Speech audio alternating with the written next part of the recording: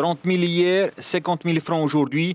C'est le nouveau montant de la franchise douanière pour tout voyageur de plus de 15 ans qui importe des marchandises dans ses bagages personnels. Autrement dit, pas de taxe à l'arrivée en dessous de ce nouveau seuil, une nouvelle qui en ravit plus d'un. C'est une bonne chose alors pour les gens qui voyagent et qui rentrent, comme ça ils peuvent acheter des trucs aussi.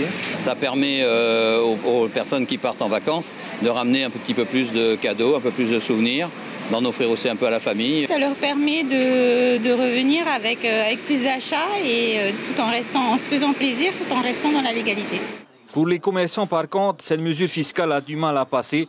On parle de concurrence déloyale, de marché noir. Vous savez très bien que les gens reviennent avec des tas et tas de marchandises et font de la revente. Donc ils font du commerce. Ou exemple, sur les réseaux sociaux, le Facebook, vous trouvez alors une multitude de soi-disant commerçants déguisés. Voilà, je vends ça, pas trop cher, etc. Sont-ils pas tentés? Le gouvernement devrait chercher une véritable équité.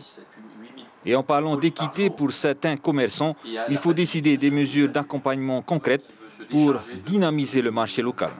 Je pense que c'est peut-être limiter le nombre de colis postaux par an, un quota par an, certainement baisser aussi les droits et taxes sur bon nombre de produits, de sorte à rendre l'économie polynésienne plus compétitive. On l'a vu avec le prêt-à-porter. Rappel important, tout dépassement de la franchise des 50 000 francs entraîne obligatoirement des taxes, soit 20% pour les marchandises en provenance de l'Union européenne et 30% pour les autres. L'information en continu sur Polynésie la première, Internet et réseaux sociaux.